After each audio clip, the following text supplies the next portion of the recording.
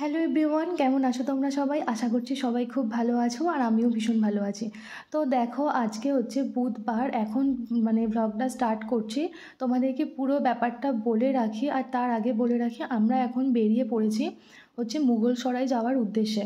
তো আজকে হচ্ছে বুধবার সন্ধেবেলা আমাদের একটা ট্রেনের টিকিট ছিল, সেটাও কনফার্ম হয়নি। তো আমাদের যাওয়াটা কিন্তু ক্যান্সেল হয়ে গিয়েছিল। তারপর হঠাৎ তো তোমাদের দাদা ভাইয়ের তো অফিস থেকে ফোন আসছিল যে যাতে তাড়াতাড়ি জয়েন করতে হবে। এই জন্য কি 10টার একটা ট্রেন ছিল, ট্রেনটা ছিল শালিমার স্টেশন থেকে পাটনা পর্যন্ত। তো তোমাদের দাদা ভাই তখন বাজে হচ্ছে সন্ধে প্রায় 7:30টার মতন, ট্রেনের টিকিট অ্যাভেলেবেল ছিল। তো ট্রেনের টিকিট কেটে হঠাৎ আমরা বেরিয়ে পড়েছিলাম। আমাদের যে আগের যে ট্রেনটা ছিল সেটা তো কনফার্ম হয়নি, সেই জন্য আসবো নাই ভেবেছিলাম। তারপর হচ্ছে কি হঠাৎ তাড়াহুড়ো করে সব কিছু প্যাক ট্যাক করে যা কিছু বাকি ছিল সেই সব কিছু নিয়ে আমরা বেরিয়ে পড়েছিলাম এই পাটনার যাওয়ার জন্য, যে ট্রেনটা রাত 10টায় ছাড়ে, তো সেটা ধরার জন্য। এত তাড়াহুড়োর মধ্যে সব কিছু হয়েছে, তো আমরা ভাবার বোঝার কিছু সময় পাইনি, কোনো রকমে চলে এসেছি। আগে থেকেই প্যাক ছিল, কিন্তু আসবো না সেরকমই একটা মেন্টালিটি ছিল যে আসবো না, আজকে যাওয়া হবে না। হঠাৎ করে আধ ঘন্টার মধ্যে রেডি হয়ে বেরোনোটা, এটা কিন্তু বেশ চাপের ছিল। তো তোমাদের দাদা ভাইকেও দেখো, আমাকেও দেখো, দুজনেই কিন্তু অসুস্থ হয়ে গিয়েছিলাম।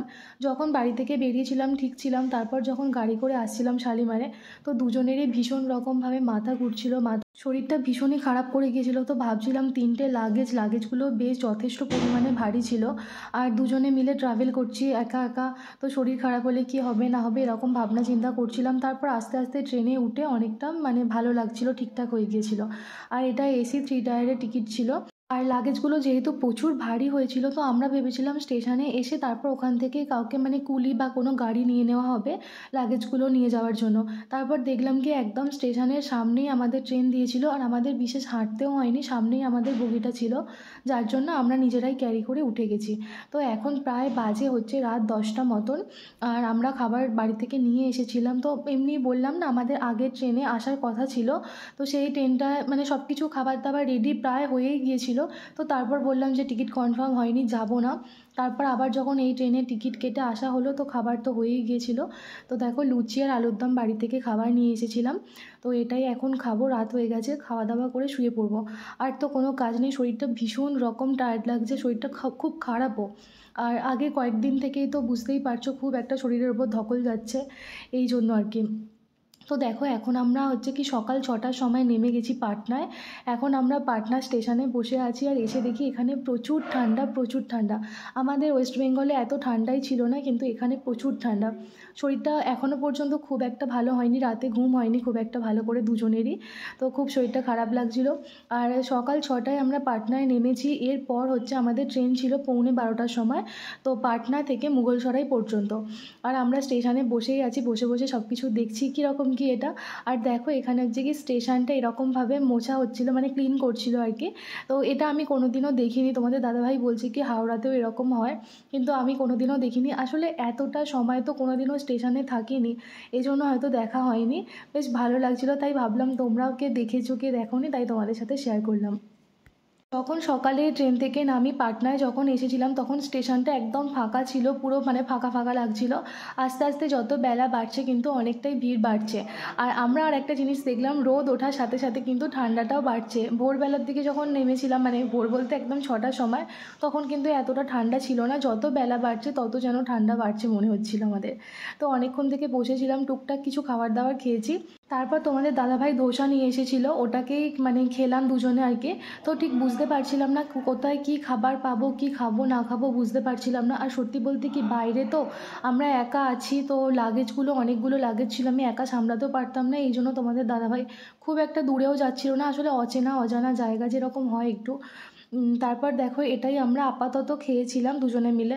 তারপর তো ট্রেনে উঠে ভাবলাম কি ট্রেনে উঠে দেখি ওখানে যদি কোনো খাবার পাওয়া যায়, ওখান থেকে আবার লাঞ্চ করব আলাদা করে। আর সকাল থেকে এরকম শুকনো খাবারই টুকটাক খেয়ে দিয়ে আছি। বাইরে এসে কি আর খাবার পাবো, মনের মতন ইচ্ছা মতন তো খাবার পাওয়া যায় না। তাই ধোসাটাই তোমাদের দাদাভাই নিয়েছিল, বললো কি এখানে এই খাবারটাই বেশি ভালো, অন্যান্য খাবারের তুলনায় বেশি ভালো বানায়। তো সেই জন্য কি এটাই আমরা নিয়েছিলাম। তবে সত্যিই খেতে কিন্তু খুব ভালো ছিল। আমরা ভাবছিলাম কীরকম কি খেতে হবে না হবে বাইরের খাবার, কিন্তু খেতে যথেষ্ট ভালো ছিল। আর এটা 1 পিস ধোসা ছিল, এরকমভাবে পিস করে দিয়েছিল। এটার দাম নিয়েছিল 75। ভেবেছিলাম ট্রেনে উঠেই খাবো, কিন্তু ট্রেন দেয়নি বলে স্টেশনে বসেই খেয়ে নিয়েছিলাম। তারপর দেখো 11:30টার সময় করে ট্রেন দিয়ে দিয়েছে আর আমরা উঠে গেছি ট্রেনে। এই যে বড় বড় 3টে লাগেজ হয়েছে, তার সাথে 2টো সাইড ব্যাগ আবার হয়ে গেছে, একটা কাঁধে ব্যাগ তো ছিলই।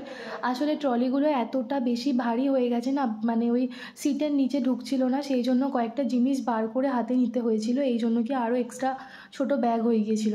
তো এই জার্নিটা বেশিক্ষণের ছিল না, এটা অল্প সময়ের ছিল, মানে অল্প সময় বলতে প্রায় 3 ঘন্টা 3.5 ঘন্টার মতন ছিল এই জার্নিটা। এটা এখন মানে আমরা কি মুঘলসরাই নেমে যাব, আর এই ট্রেনটা যাচ্ছিল হচ্ছে কি রাজস্থানের কোটা। অনেক দূরের জার্নি ছিল এটা, মানে ট্রেনটা। তো আমরা মাঝপথে নেমে যেতাম, কোনো অসুবিধাই হতো না। আর এই যে দেখো পাটনা থেকে ট্রেন ছেড়ে দিয়েছে, আমরা যাচ্ছি। সেই সকাল থেকে বসে বসে দুজনেই টায়ার্ড হয়ে গেছি, ভালো লাগছে না, কয়েকদিন থেকেই আমাদের উপর দিয়ে ভীষণ প্রেশার যাচ্ছিল। সব কিছু মিলিয়ে মনে হচ্ছিল যেন কোথায় কখন মানে আগে যাব, সেখানে গিয়ে একটু রেস্ট নেব, বসবো, মানে তবে মানে 1 সপ্তাহ ধরে আমাদের উপর দিয়ে সত্যি ভীষণ একটা প্রেশার যাচ্ছিল। আর দেখো এখানে হচ্ছে কি পাটনা থেকে ছেড়ে যাচ্ছিলাম, আর একটা জিনিস আমি খেয়াল করছিলাম, একটা স্টেট ছেড়ে যে অন্য স্টেটে এসেছি সেটা কিন্তু এখানকার মানুষজনদের দেখলেই কিন্তু বোঝা যাচ্ছে। কথাবার্তা, ভাষার তো একটা পরিবর্তন হয়েছে, তাদের কিন্তু কালচার সমস্ত কিছুরই কিন্তু একটা পরিবর্তন লক্ষ্য করা যাচ্ছে। তো আমরা এটাই দেখছিলাম, দুজনে বলছিলাম যে আমরা একটা নতুন জায়গায় যাচ্ছি, সেখানের মানুষজন কীরকম হবে, সেখানকার কালচার কীরকম, আদব কায়দা কীরকম, মানে আমরা কি পারবো এর সাথে মানিয়ে নিতে, কতটা কি সুবিধা অসুবিধা হবে। তো এইরকম নানা রকম কথা বলতে বলতে আমরা যাচ্ছিলাম। আর তারপর দেখো এখান থেকে কিছুটা দূর গিয়েই তারপর দেখি কি এই যে এটা ছিল কোশি নদী, মানে গঙ্গা নদীর উপনদী, আমরা তো সবাই জানি এটা। এটা ছিল কোশি।